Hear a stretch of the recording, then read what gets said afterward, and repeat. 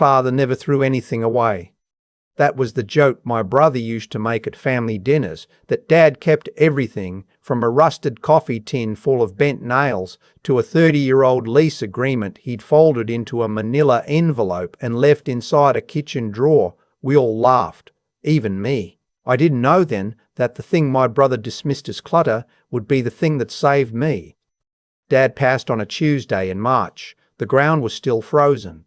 My wife stood beside me at the graveside in her good coat, the grey one she wore to church, and she held my arm the way you hold something you're not sure you want to carry anymore.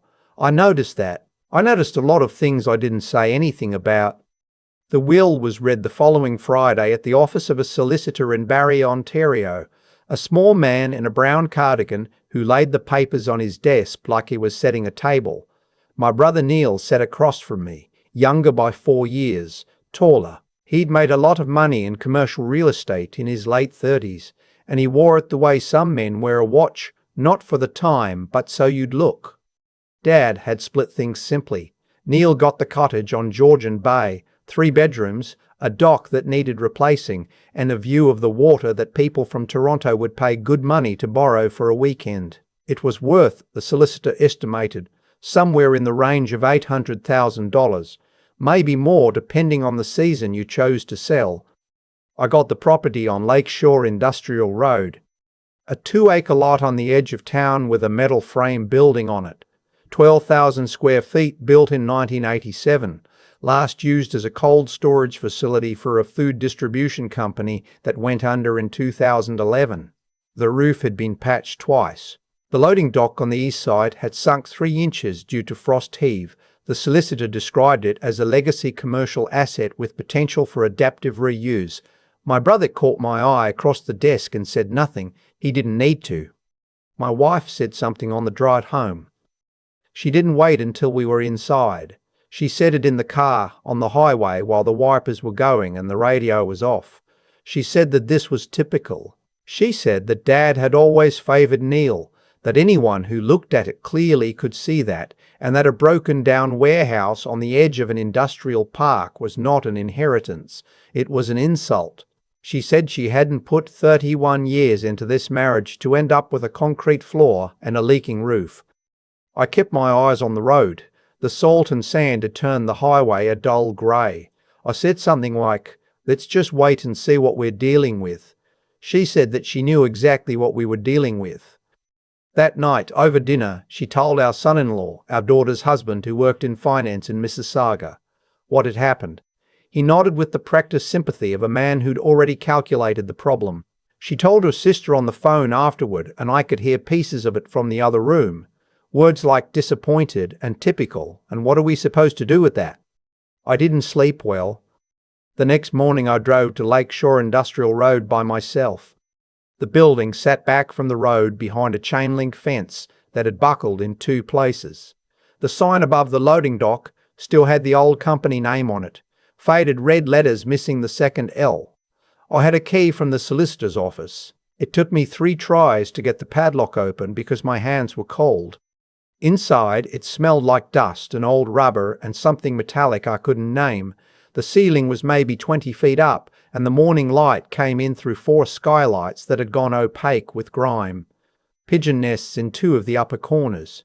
The concrete floor was cracked along a seam running diagonally from the north wall to the center of the building. I walked the length of it slowly. It took about a minute. There was a small office partitioned off at the far end, plywood walls, a drop ceiling, a steel desk that no one had bothered to take. 3 filing cabinets. I opened the first one out of habit more than purpose, empty except for a rusted paper clip and a calendar from 2009. The second cabinet had a padlock on it that wasn't locked. The shackle was just resting in place, not engaged. I pulled it open. Inside were 3 manila envelopes, each one labelled in my father's handwriting. I recognized that handwriting the same way you recognize a voice on the phone before the person says their name. The first envelope held the original building permit from 1987 and a series of inspection reports. The second held correspondence with the city of Barrie about a rezoning application that had been denied in 1999. I set those aside. The third envelope was thicker. It was labelled simply Easement and Crown Lands, read before any sale. I stood there in my coat in the cold of that empty building, and I read it. It took me a while to understand what I was reading, and then it took me longer to believe it. In 1994, my father had entered into an agreement with what was then called Ontario Hydro, now part of Hydro One, granting them a subsurface utility easement across the rear portion of the property. The easement covered a 60-foot corridor along the southern edge of the lot for buried high-voltage transmission infrastructure. The agreement had been registered on title, which meant any title search would show it. What the title search would not immediately show, because it was in a separate attached schedule that my father had paperclipped to the back of the main agreement, was a provision added in a 1998 amendment. In 1998, as part of a provincial infrastructure expansion, the easement had been upgraded. My father had negotiated a compensation structure at the time. In exchange for allowing the upgraded infrastructure to cross his land, he received an annual easement fee, reviewed every 5 years, currently sitting at, I had to read the number twice, $44,000 per year. Paid quarterly, directly to the registered landowner. There was a letter from Hydro One in the envelope dated the previous November, 4 months before my father died, confirming the next 5-year review was scheduled for the following year and that the fee was expected to increase based on provincial infrastructure benchmarks. I sat down on the cold concrete floor. My back was against the filing cabinet and I could feel the metal through my coat. $44,000 a year, increasing, for as long as the infrastructure was in place, and given that it served 3 municipalities east of Barrie, it wasn't going anywhere. My father had never told any of us, not me, not Neil, not my wife. He'd just folded it into an envelope and written "Barrie before any sale" in his deliberate, slightly slanted hand, and put it in a cabinet with a padlock that wasn't locked, and waited. I don't know what to say about that even now. I think he knew I'd find it. I think he knew Neil wouldn't. The call from Neil came 8 days later. He'd been in touch with a developer he knew, a man who did land assemblies along the Highway 400 corridor, buying up industrial parcels for conversion into logistics facilities. Neil said the developer was interested in the Lakeshore Road property. He said he'd had a conversation with the solicitor about the estate and that technically the title transfer was still pending. The estate hadn't formally closed, which meant both of us were still nominally tied to the asset. He used the word nominally. I noticed that. He said the developer was offering $350,000 for the lot as is. He said it wasn't a great number, but it was real money and the building was a liability, and honestly, what was I going to do with it? He said we could split it down the middle, $175,000 each, and be done with it before spring. I said I'd think about it. I didn't tell him about the envelope. My wife was at the cottage that weekend. Neil had offered it to us for a few days, which I thought was generous until I realized the timing corresponded exactly with the developer visit to the property. She came back Sunday evening and told me that the cottage was beautiful, and it was a shame, really, that things had been divided the way they were, and that she'd been talking to Neil, and she thought maybe we should take the offer. I said I needed a bit more time. She put her keys on the counter and looked at me the way she'd been looking at me for about 3 years, like she was waiting for me to become someone different. She said, "You've never been good at knowing when something is worth holding on to and when it isn't." I went to bed early. I lay in the dark and I thought about my father in that building, negotiating with a provincial utility in 1998. He would have been 62, about the same age I was now. I wondered if he'd been wearing his good coat or his work coat. I wondered who he talked to about it because he hadn't talked to any of us. In the morning I called a real estate lawyer in Barrie named Wendy, someone my accountant had recommended years ago for a different matter. I told her what I had. She went quiet for a moment and then she said, "Don't sign anything. Don't respond to the developer. And can you bring me those documents this week?" I brought them Thursday. She called me the following Monday. She said the easement was valid, registered and fully enforceable. She said the $44,000 annual payment was legitimate and transferable with the title, meaning whoever owned the land received the payment. She said the 5-year review based on comparable provincial agreements she'd pulled would likely bring the fee to somewhere between 55 and 60,000 per year. She also said something else. She said the developer's offer of 350,000 was significantly below market for a property with a registered income-producing easement. She said a proper valuation, taking the easement income into account, would put the property somewhere between $600,000 and $800,000, possibly more depending on what a developer's engineers found when they looked at the subsurface infrastructure running through it. She said Neil had no legal right to initiate a sale without my consent. The estate hadn't closed. We were co-heirs to an unsettled estate, which meant any transaction required both of our signatures. I asked her what my options were. She said I had several. I could force the estate to close, take clear title in my name, and then decide what to do. I could list the property properly and receive fair market value. I could retain the property, receive the easement income, and use the building for rental or storage. Or I could sell the easement rights separately from the land, there were precedents for that, she said, and potentially receive a lump sum payment while retaining ownership of the lot. I thanked her and sat in my car in the parking lot outside her office for a few minutes. It was a cold April afternoon. There was still some dirty snow along the curb. A woman was walking a dog past the window, one of those small grey dogs that look perpetually skeptical. I watched her until she turned the corner. Then I called Neil. I told him I'd had a lawyer review the estate documents. I told him the title hadn't transferred and that no sale could proceed without my signature. I told him I was aware of the Hydro 1 easement agreement and the income it generated, and that I was not going to be signing anything until I'd had a full valuation completed. He was quiet for several seconds. Then he said, "Dad told you about the easement?" I said, "Dad left me an envelope." Another silence. Then I didn't know the payment was that high. I said, "Neither did I until I read it." He said, "I was just trying to help you move something that I thought was worthless." I said, "I know." I meant it mostly. I think he genuinely believed he was doing me a favor. I think my wife believed the same thing.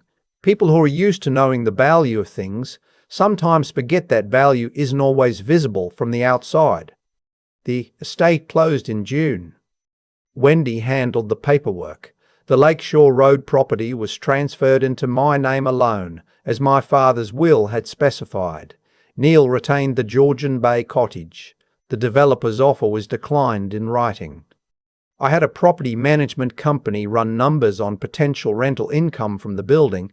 After basic repairs, they estimated I could bring in between $35,000 and $45,000 annually in commercial storage or light industrial rental, separate from the easement income. The combination, easement plus rental, would put me somewhere above $80,000 a year from a property I'd been told was worthless. I didn't sell. My wife and I had a long conversation in July. Several conversations actually spread across a few weeks. I'm not going to detail all of it here. What I'll say is that I told her what I'd found, what the property was worth, and what my plans were. I told her I'd made my decision about the property on my own, because I needed to be certain, first, that the decision was mine to make. She was quiet for a while. Then she said she was glad I hadn't signed anything. I didn't say what I was thinking. I'd gotten better at that over the years. What I was thinking was that she was glad because of the money, and that the version of me who'd driven to that building on a cold March morning not knowing what he'd find, that version hadn't been worth very much to her. That version she'd been ready to trade for $175,000 and a cottage weekend. But I didn't say that. What I said was, "I'm glad too." We're still together. I don't know if that's the right ending or just the current one. Some things don't resolve cleanly. My father would have understood that. He was a patient man. What I know is this. I go to the property every few weeks. The repairs are mostly done now. The roof patched properly. The loading dock relevelled. The floor crack sealed with epoxy. A small landscaping company signed a 2-year lease on the east half of the building for equipment storage. The first quarterly easement payment arrived in my account in September. $44,000 divided into 4, $11,000 in September, direct deposit. I stood at the window of that building the morning after it arrived and looked out at the back of the lot, at the stretch of gravel and scrub grass where my father's arrangement with Ontario Hydro ran silently underground, invisible, unassuming, easy to miss if you weren't looking. He never threw anything away. I understand now that it wasn't habit or sentiment or stubbornness. He kept things because he understood that value is patient, that the worthwhile things don't announce themselves, that sometimes the thing everyone else dismisses is the exact thing you need to read carefully, slowly, twice, before you decide what it means. He left me more than a building. He left me the instruction manual. I just had to be the kind of person willing to open the drawer. There's a filing cabinet in that building that I still think about more than I probably should. Not because of what was inside it, though what was inside changed everything, but because of how easy it would have been to walk past it. I almost did. I was cold, I was tired, and I'd already decided on some level that the building was exactly what my wife and my brother said it was, a problem, a consolation prize, proof of something unflattering about how my father had seen me. That's the thing nobody talks about when they talk about not giving up. It's not dramatic. It doesn't feel like courage in the moment. It just feels like being too stubborn or too slow to accept what everyone else has already decided is true. I think about what Neil did, and I don't think he's a bad person. He made a calculation based on what he could see. He looked at a cracked concrete floor and a patched roof and a loading dock that had sunk 3 inches, and he decided the sum of it was $350,000 split 2 ways. He wasn't trying to cheat me. He was just incurious. He'd never learned to wonder what was underneath things because he never had to. Everything valuable in his life had always been visible from the outside. My wife was the same. She'd built her sense of security on appearances, on the cottage, on the numbers, on what the neighbours might think of a man who inherited a cold storage facility instead of a waterfront property. When she said I was embarrassing her, she meant it. That's what made it so hard to hear, and also, eventually, what made it possible to set aside. She wasn't being cruel for the sake of it. She just didn't know how to value what she couldn't immediately see. What my father left me wasn't really the building, or the easement, or the $44,000 a year. What he left me was a lesson in how to look. He spent 30 years in that building understanding its details, the ones that showed up on paper, the ones registered on title, the ones tucked into a manila envelope in a cabinet with an unlocked padlock, and he never once mentioned it at the dinner table, not because he was secretive, because he understood that knowledge like that has to be earned by the person who needs it. I think that's what integrity actually looks like in practice, not grand gestures, not speeches, just doing the quiet work of understanding something fully before you decide what it's worth, and then holding on to that understanding even when everyone around you is telling you to let go. The intelligence that saved me in that building wasn't cleverness, it was patience. It was the willingness to sit on a cold concrete floor and read a document from 1998 carefully, twice, until I understood what it said. That's a kind of thinking that doesn't get rewarded much anymore. People want the summary, the number, the bottom line. My father never trusted bottom lines. He trusted the attached schedules. And the part that took the most out of me, the part I'm still not entirely finished with, was the period between reading that envelope and telling anyone about it. Sitting with what I knew alone, while my wife was at the cottage and my brother was lining up a developer and the world was moving at the speed it always moves. Not reacting, not announcing, just deciding, quietly, what I was going to do and then doing it. That kind of steadiness doesn't come from nowhere. It comes from having been underestimated enough times that you stop needing other people to confirm your decisions before you make them. My father left me a building. He also left me a model for how to be a man who reads the fine print of his own life before signing anything over to someone else. I'm still learning it, but I've got the envelope.